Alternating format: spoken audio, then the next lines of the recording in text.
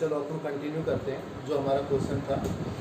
देखो मैंने आपको ये कहा कि वो बॉडी है उसको हम पॉजिटिवली चार्ज कर रहे हैं, तो उसका पॉजिटिवली चार्ज करेंगे, सीधी सी बात है क्या होगा, मास डिक्रीज होगा। ठीक है, देखो उसने ये कहा कि 9.1 ग्राम मास उसका डिक्रीज हुआ है, तो सीधी सी बात है भाई मास डिक्रीज क्यों होगा, क्योंकि इलेक्ट्रॉन जा रहे हैं। समझ आ गया? तो मैं ये कह रहा हूँ, देखो यहाँ से ऐसे समझो, बिल्कुल फिजिक्स के हिसाब से चला करो कि भाई वो ऑब्जेक्ट है पॉजिटिवली चार्ज हुआ है, तो उससे इलेक्ट्रॉन जा रहे हैं, कितने जा रहे हैं मुझे नहीं पता, मैंने उनको n मान लिया। कितना मान लिया बेटा? इस n इलेक्ट्रॉन इससे इमिटेड हो गए, पर एक इलेक्ट्रॉन अपना कितना मास ले जाएगा, me के इक्वल मास ले जाएगा। तो n इलेक्ट्रॉन जाएंगे तो कितना मास ले जाएंगे, n इंटू एम ले जाएंगे ना। एक का मास कितना है, m है, कितने गए, n गए, तो कितना मास उससे डिक्रीज होगा, n इंटू एम डिक्रीज होगा नहीं होगा। तो इसका मतलब n इंटू एम ई, और डेल n से लिख दिया, मतलब ये जो चेंज हुआ है उसको मैं डेल n से रिप्रेजेंट कर रहा हूँ, यानी ये डिक्रीज मास है ना, डिक्रीज मास है इसका ना। तो यहाँ से del n is equal to n into कितना हो गया बेटा, एम ई।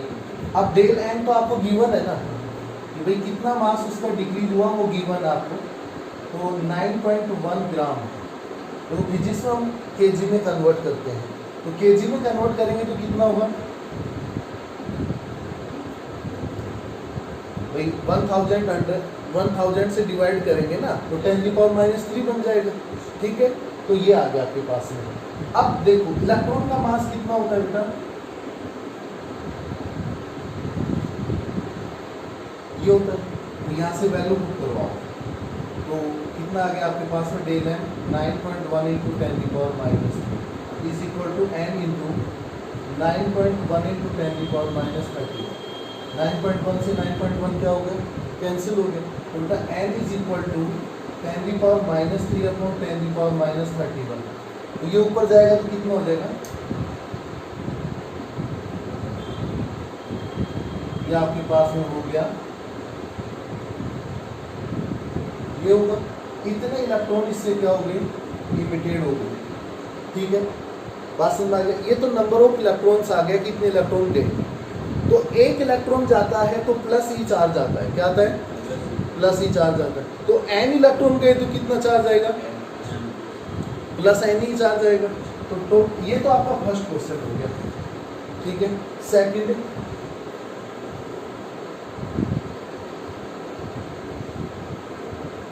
अपीयर्ड जो चार्ज है इसका वो कितना आ जाएगा आपके पास में, Q इक्वल प्लस एन। तो एक पे E है तो N पे कितना होगा, N, तो Q इज इक्वल N कितना है, और E कितना है 1.6 इंटू 10⁻⁻19। तो E इक्वल होता है प्लस 1.6 इंटू 10⁻⁻19 कूलम के इक्वल होता है। तो अब इसको सोल्व करोगे तो कितना आ जाएगा बोलो, तो इसको सोल्व करना बेटा 10⁻⁹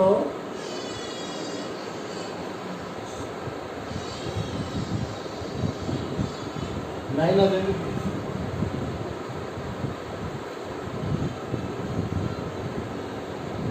क्या आपको क्वेश्चन कंप्लीट है?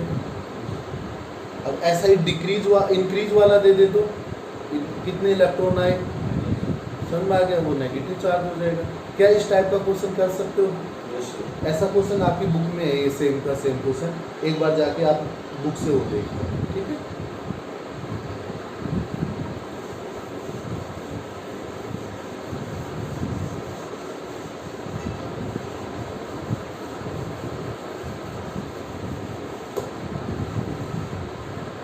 अब हम बात करते हैं मेथड ऑफ चार्जिंग के बारे में। किसके बारे में? मतलब आवेशन की विधियां, मेथड ऑफ चार्जिंग के बारे में हम बात करते हैं।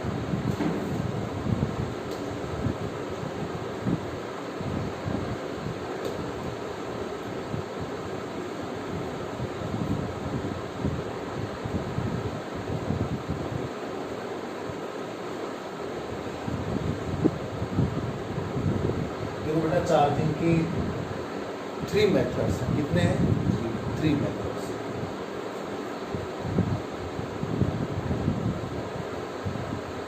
There are 3 methods of charging. एक बात समझ में आई आपको? कितने मेथड हैं? 3 मेथड है हमारे पास में। उनके नाम मैं आपको बता रहा हूँ, सुनना ध्यान से।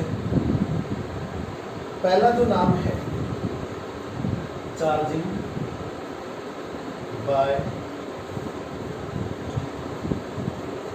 बाय फ्रिक्शन, मतलब घर्षण के द्वारा आवेशन।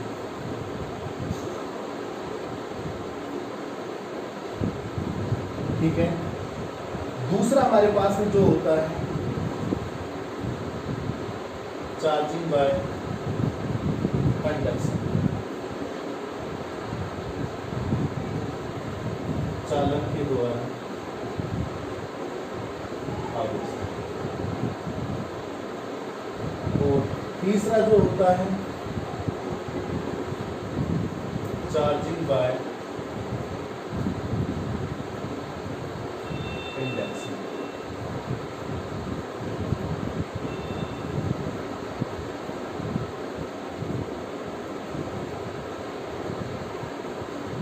ठीक है बेटा, ये 3 मेथड होते हैं। वैसे तीनों को हम अलग अलग स्टडी करेंगे, पर आपको मैं एक सरसरी इसका आइडिया दे देता हूँ कि इनमें होता क्या है। एक्चुअली में नाम से ही पता चल रहा है फ्रिक्शन। जैसे कोई भी 2 ऑब्जेक्ट्स हैं, उनको एक दूसरे के अगेंस्ट हम रब करेंगे। ठीक है, तो रब करेंगे तो क्या होगा? जैसे देखो हीट जनरेट हो रहा है, ये हीट एनर्जी इसको भी मिल रही है और इसको भी मिल रही है। पर जिसके इलेक्ट्रॉन लूज बाउंडेड होते हैं, ये आपको पता है आउटर सेल जो होती है बाहर वाला, वो जितना न्यूक्लियस के पास में होगा उसके इलेक्ट्रॉन उतने ही स्ट्रॉन्गली क्या होंगे? बाउंडेड होंगे। और जितने ज़्यादा डिस्टेंस होगी तो इसका लोग क्या होंगे? लूज बाउंडेड होंगे। अब दोनों को इक्वल एनर्जी मिल रही है, तो पहले जगह कौन छोड़ेगा? तो लूज बाउंडेड होगा। बात समझ में आ गया? तो जैसे ये ऑब्जेक्ट है, सपोज दैट इसके इलेक्ट्रॉन लूज बाउंडेड है, ठीक है, और इसके क्या है? टाइटली बाउंडेड है। इन दोनों को एक दूसरे के अगेंस्ट हम रब करेंगे। ठीक है, दोनों को इलेक्ट्रॉनों को एनर्जी मिल रही है, तो इसके इलेक्ट्रॉन इस एनर्जी को गेन करके यहाँ से इमिट होंगे। तो इमिट होने के बाद में किस पे आएंगे? जो टाइटली बाउंडेड है। तो आप समझ रहे हो नहीं समझ रहे? सपोज दैट इससे 5 इलेक्ट्रॉन निकले, तो इसमें कितने जाएंगे? 5 ही जाएंगे, 5 इलेक्ट्रॉन से जाएंगे। तो इस पर कितना चार्ज आएगा? 5 प्लस ये आएगा, तो इस पर कितना आएगा? -5 ये आएगा। इसका मतलब मैं आपको ये कहना चाह रहा हूँ कि फ्रिक्शन के मेथड में जब हम चार्जिंग करते हैं तो दोनों ऑब्जेक्ट पे इक्वल अमाउंट में चार्ज आता है, बट उनकी नेचर क्या होती है? अपोजिट। भाई मान तो सेम होता है, पर प्रकृति क्या होती है उनकी? अलग अलग होती है। जैसे मैं आपको सबसे बढ़िया एग्जाम्पल दूँ, अपने सूखे बाल, ठीक है, उनमें आप कंघी लगाओ बार बार बार बार, और जो पेपर पीसेज हैं, कागज़ के जो छोटे छोटे टुकड़े हैं, उसके पास में ले जाओ, तो तुम देखोगे वो क्या करेगा? उसको अट्रैक्ट करेगा। जैसे आपने बर्थडे पार्टीज में देखा होगा, जो बैलून होते हैं उसको किसी खुरदरे कपड़े से उसको रब करो और आप वॉल के पास ले जाओ, उसको धीरे से लगा दो, वो चिपक जाएगा, वहाँ रुक जाएगा। मतलब बात समझ आएगी? वो भी किसका एग्जाम्पल है? चार्जिंग बाय फ्रिक्शन से ही। कैट स्किन है, ग्लास रोड है, बिल्ली की खाल को ग्लास की रोड से आप फ्रिक्शन कराओ तो दोनों पे चार्ज आ जाएगा। तो ये एग्जाम्पल है चार्जिंग बाय फ्रिक्शन की। और भी अच्छा एग्जाम्पल बताऊँ, प्लास्टिक की चेयर लेना आप कभी और उस पर बैठ जाना और पैरों को ऊपर उठा लेना, ग्राउंड के टच नहीं होना चाहिए, और आंखों को यूँ सीधा कर दो इस तरह से, ठीक है, और उस पर बैठ जाओ। और एक कपड़ा लेके जो तुआल वगैरह होता है उससे पीछे से किसी दूसरे से बार बार यूँ, ठीक है, और फिर एकदम से उंगली लगाना। कैसे आवाज़ आएगी? क्या है? कभी पटदे से आवाज़ आती है। वो इसलिए आता है कि उसकी बॉडी पे क्या हो गया? चार्ज आ गया, ठीक है। और जैसे एकदम से टच करते तो मतलब उसमें स्पार्किंग टाइप में होता है। तो ये एग्जाम्पल है चार्जिंग बाय किसके? फ्रिक्शन के। तो ये आपने डेली लाइफ में देखा है, जो एग्जाम्पल्स मैंने आपको बताए हैं।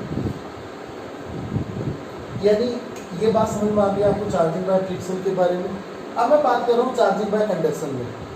कंडक्शन का मतलब ये होता है कि जो चार्ज ऑब्जेक्ट हैं उनको एक दूसरे के कांटेक्ट में लाना होता है। बात समझ में आ गई? कांटेक्ट में लाते हैं तो क्या होता है कि इनका पोटेंशियल डिफरेंस होता है। मैं 3rd चैप्टर में पढ़ाऊंगा, विद्युत विभव एक चीज़ होती है। पोटेंशियल डिफरेंस की वजह से क्या होता है, इनमें चार्ज ट्रांसफर होता है एक दूसरे, और जब तक ट्रांसफर होगा जब तक इनका पोटेंशियल क्या नहीं हो जाए? इक्वल नहीं हो जाए। बात समझ में आ गया? तो यानी जैसे ये चार्ज ऑब्जेक्ट है अपने पास में, पॉजिटिव चार्ज है, और ये सपोज दैट न्यूट्रल चार्ज है। अब मैं इसको कंडक्शन वायर से कनेक्ट कर देता हूँ, समझ में आ गया नहीं? तो क्या होगा कि भाई इसके पास इलेक्ट्रॉन गए, जबरदस्ती निकाले हुए होंगे, तो ये अपनी बैलेंसी को इक्वल करने के लिए इलेक्ट्रॉन गेन करेगा। भाई इसके पास कमी है तो उसको पूरा करेगा, ज़्यादा है तो उसको छोड़ेगा। तो ये क्या करता है, इधर से इलेक्ट्रॉन आएंगे, बस में आगे तो आएंगे, जितने इलेक्ट्रॉन आएंगे इसका पॉजिटिव कम होता चला जाएगा, पर इसमें पॉजिटिव बढ़ता चला जाएगा। तो ये जब तक चलेगा जब तक इन दोनों का पोटेंशियल क्या नहीं हो जाएगा, इक्वल नहीं हो जाएगा। बस में आगे ऐसी जो चार्जिंग होती है उसको हम बोलते हैं चार्जिंग बाय कंडक्शन। यानी इसमें भी कांटेक्ट में आ रहे थे, इसमें भी कांटेक्ट में, भाई कंडक्शन वायर से जोड़ गए, दोनों को कांटेक्ट में लिया। भैया ऐसा नहीं करो तो डायरेक्ट दोनों को कांटेक्ट में लिया आप इस तरह से, भाई दोनों को डायरेक्ट कांटेक्ट में लाओगे तो भी ये आपस में चार्ज ट्रांसफर होगा। इसका मतलब कहीं ना कहीं कांटेक्ट में तो आ रहे ना, पर इसमें ये जरूरी नहीं है कि दोनों पर इक्वल अमाउंट में ही चार्ज आएगा। नेचर तो सेम है, तो इस पर पॉजिटिव आ रहा है तो इस पर भी कैसे, अगर इस पर नेगेटिव होगा तो इस पर भी नेगेटिव आएगा, पर अमाउंट सेम होगा इस बात की कोई गारंटी नहीं है। वो उनकी शेप साइज इन पे डिपेंड करता है। तो एक ऑब्जेक्ट की साइज ज़्यादा हो, एक की कम हो, तो वो उनकी शेप साइज यानी कि उनके पोटेंशियल वगैरह पे डिपेंड करता है। तो हम 100% तो ये नहीं कह सकते कि इक्वल अमाउंट आएगा, अमाउंट कितना भी आ सकता है, पर उनकी नेचर क्या होगी, सेम। इसमें तो कैसा आ रहा था, अपोजिट नेचर का, इसमें कैसा आता है, सेम नेचर का। और चार्जिंग बाय इंडक्शन मतलब बिना कांटेक्ट में लाए हुए किन्हीं भी दो ऑब्जेक्ट्स को बिना कांटेक्ट में लाए हुए हम चार्ज कर दें न्यूट्रल ऑब्जेक्ट को, किसको, न्यूट्रल ऑब्जेक्ट को बिना कांटेक्ट में, चार्ज ऑब्जेक्ट के बिना कांटेक्ट में लाए हुए अगर हम चार्ज कर देते हैं तो वो मेथड क्या होता है, चार्जिंग बाय इंडक्शन। क्या होता है, यानी इसमें विदाउट कांटेक्ट, बस इतना ध्यान रखना। कैसे करते हैं वो तो अभी मैं आपको डिस्कस कर रहा हूँ। विदाउट कांटेक्ट एक न्यूट्रल बॉडी को हम क्या कर देते हैं, चार्ज कर देते हैं। थोड़ा थोड़ा है, थोड़ा थोड़ा दिमाग में बैठा। अब एक एक को अपन अच्छे से और डिस्कस करेंगे, समझ रहे हो? ठीक, इसको मैं थोड़ा अच्छे से और डिस्कस करूँगा आगे भी।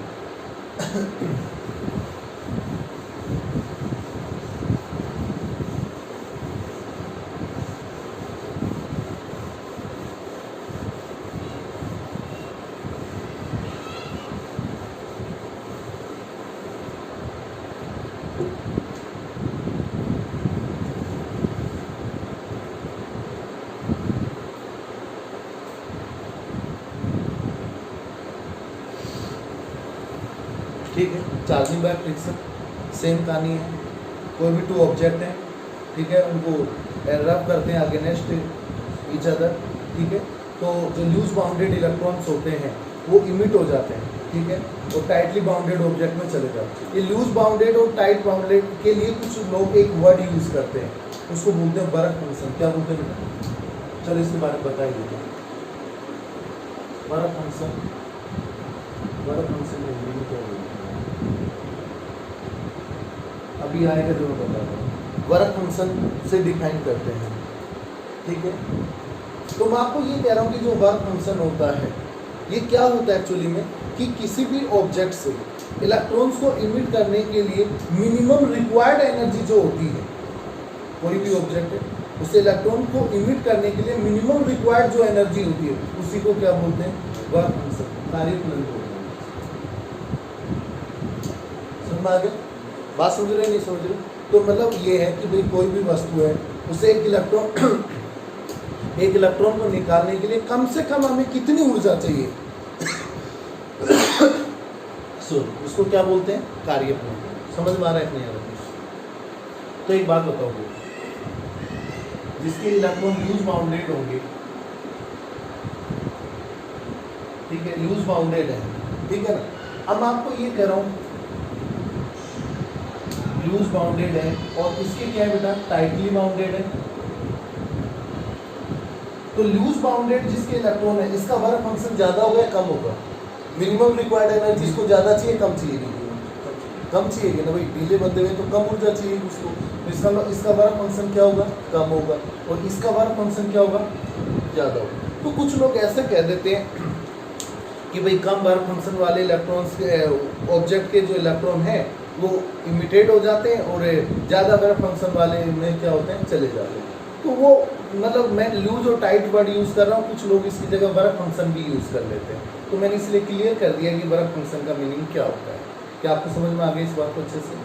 ठीक है ना। अब इसके एग्जाम्पल दुनिया भर के हैं भाई। ग्लास रोड को हमें सिलिक क्लॉथ से रब कर रहे हैं तो इलेक्ट्रॉन ट्रांसफर हो जाते हैं फ्रॉम ग्लास रोड टू सिलिक क्लॉथ। ठीक है, तो वो एग्जाम्पल आप याद रख सकते हो ना। आपकी बुक में एक टेबल बना के दे रखा है, ठीक है, वो टेबल आप मेमोराइज कर लेना, रटने की जरूरत नहीं है, वो कहीं काम नहीं आती है। ठीक है, सरसरी नज़र से देख लेना भाई। ग्लास रोड को सिलिक क्लॉथ से रब करेंगे तो ग्लास रोड पे पॉजिटिव आ रहा है, सिलिक क्लॉथ पे नेगेटिव आ रहा है। तो एक टेबल बना के दे रखी है, उसको आप थोड़ा सा देख लेना, बाकी कोई पूछता नहीं है। ठीक है, क्या एक बात समझ में आ गया आपको?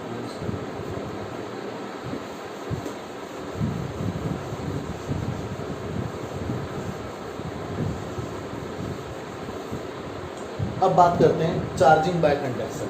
ठीक है, चार्जिंग बाय कंडक्शन ये समझ में आ रहा है ना? बोल देना जहाँ समझ में नहीं है। चार्जिंग बाय कंडक्शन में क्या होता है कि कोई भी चार्ज ऑब्जेक्ट को एक न्यूट्रल ऑब्जेक्ट की कांटेक्ट में लाते हैं, तो जो न्यूट्रल ऑब्जेक्ट है वो भी क्या हो जाता है, चार्ज हो जाता है सेम नेचर से। उसको हम बोलते हैं चार्जिंग बाय कंडक्शन। समझ में आ गया? एक आवेशित वस्तु को उदासीन वस्तु के संपर्क में लाते हैं तो वो उदासीन वस्तु भी क्या हो जाती है, आवेशित हो जाती है। ठीक है, ये जो मेथड होता है इसको बोलते हैं चार्जिंग बाय कंडक्शन। ठीक है, तो मैं आपको अभी बता रहा था कि जैसे यहाँ पे मैं एग्जांपल के थ्रू आपको बता रहा हूँ, ये पॉजिटिव चार्ज है इसमें, एग्जाम्पल वैसे नहीं, वैसे डायग्राम के थ्रू बता रहा हूँ। ठीक है, अब एक न्यूट्रल ऑब्जेक्ट है आपके पास, चलो मैंने एक कंडक्टिंग वायर से कनेक्ट कर दिया तो या इसको कॉन्टेक्ट में लिया, वही बात है ना। तो बेटा इसके पास में इलेक्ट्रॉनों की बहुत ज़्यादा कमी है, डेफिशिएंसी है, तो ये इसके इलेक्ट्रॉन्स को इधर से अट्रैक्ट करेगा पॉजिटिव चार्ज।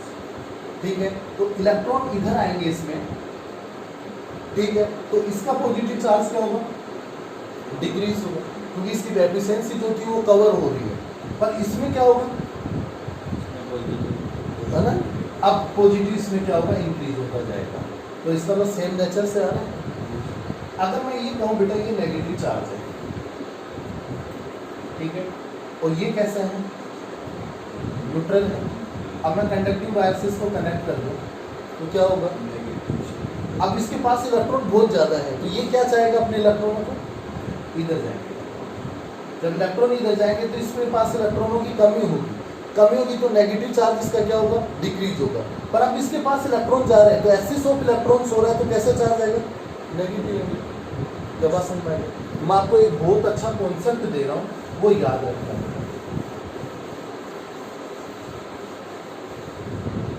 कोई भी मेरी बात को सुनना, ये जो कॉन्सेप्ट मैं समझा रहा हूँ ये बहुत काम आएगा।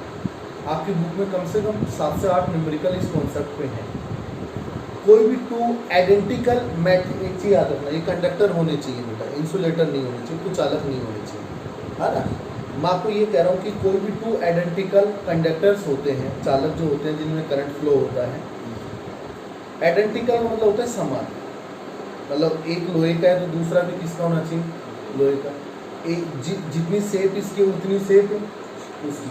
टू आइडेंटिकल मेटलिक स्पेयर्स या कोई भी कंडक्टर्स होते हैं, समझ में आ गया। जब हम उनको संपर्क में लाते हैं, कांटेक्ट में लाते हैं, तो उनके ऊपर जो चार्ज अपीयर्ड होता है ना, वो उन दोनों के चार्ज के सम के हाफ के इक्वल होता है। क्या कहा, दोनों के चार्ज के सम के हाफ के इक्वल होता है, जैसे मैं समझाता हूँ।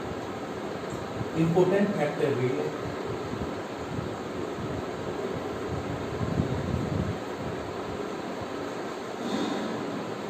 ये स्फीयर ए है, स्फेरिकली है, कंडक्टर है और दोनों आइडेंटिकल है। ठीक है, अब ये दोनों आइडेंटिकल हैं, ठीक है ना, मतलब समान प्रकृति से। इस पे चार्ज Q1 है और इस पे चार्ज क्या है, Q2 है। समझ रहे हो नहीं समझ रहे? अब मैं आपको ये कह रहा हूँ कि हम इन दोनों को कॉन्टेक्ट में लेके आ रहे हैं, ऐसे आगे कॉन्टेक्ट में दोनों। इस पे Q1 चार्ज है और इस पे क्या है, Q2 चार्ज। समझ में आ गया? अब इन दोनों को सेपरेट करेंगे, तो सेपरेट करने पर दोनों पे इक्वल अमाउंट में चार्ज आएगा, पर वो दोनों के चार्ज के सम के हाफ के इक्वल होगा। दोनों के चार्ज का सम करो बेटा, कितना आएगा Q1 प्लस Q2, अब उसका हाफ करो तो डिवाइडेड बाय 2। इतना अमाउंट का चार्ज दोनों पर आएगा, ए पर भी इतना ही चार्ज आएगा Q1 प्लस Q2 बाय 2, और बी पे भी क्या होगा, इतना ही चार्ज आएगा Q1 प्लस Q2 बाय 2। क्या ये कॉन्सेप्ट समझ में आया बेटा आपको? टू आइडेंटिकल कंडक्टर होते हैं, उनके ऊपर जो चार्ज डिस्ट्रीब्यूट होता है, क्या बात समझ में आ रही है आपको? तो यही बात मैं आपको कह रहा था कि टू आइडेंटिकल बात कर रहे थे, मेट्रिक स्पेयर्स होते हैं, तो उनको जब आप क्लोजली पास में लेके आते हैं और फिर सेपरेट करते हैं, तो उन पे जो चार्ज आता है वो दोनों के चार्ज के सम का हाफ होता है। क्या याद हो जाएगा ये बात? सच्ची बोल रहा है, पक्का सच्ची? चलो एक क्वेश्चन लिखो, फिर आप मेरे को करके दिखाओ। पहले तुम लिख लो बेटा, आपका नाम बताओ पहले। यस, आप लिखो टू आइडेंटिकल मेट्रिक स्पेयर से, टू आइडेंटिकल मेट्रिक स्पेयर से, टू आइडेंटिकल मेट्रिक स्पेयर से having charge 5 microcoulomb, 5 microcoulomb board पे लिख दिया मैंने, देखो 5 microcoulomb and 6 microcoulomb and 6 microcoulomb are placed in contact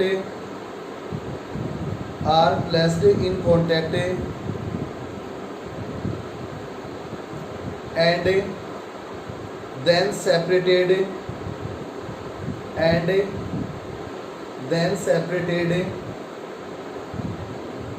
calculate charge appeared calculate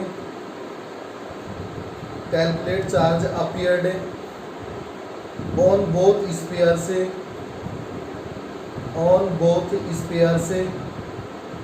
after the separation लिखो बेटा आप, दो समान प्रकृति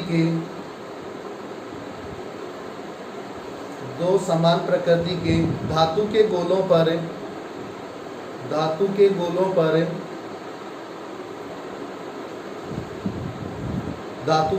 पर 5 माइक्रोकूलम और 6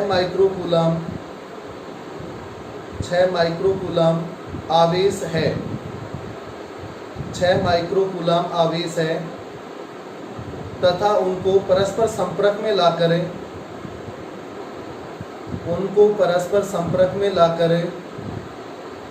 अलग कर दिया जाता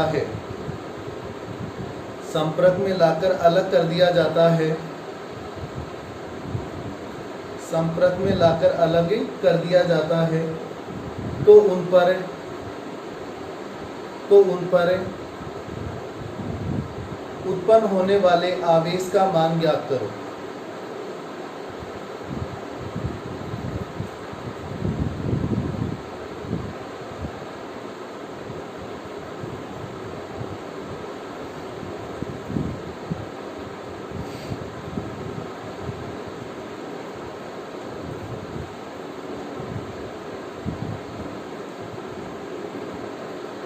किया बेटा? कितना रहे?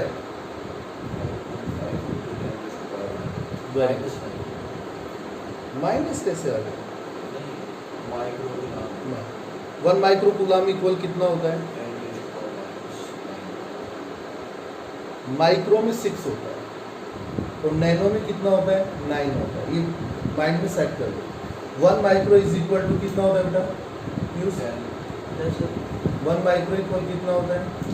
1 माइक्रो 6 मिली में 3 -3। हाँ, ये याद हो जाने चाहिए।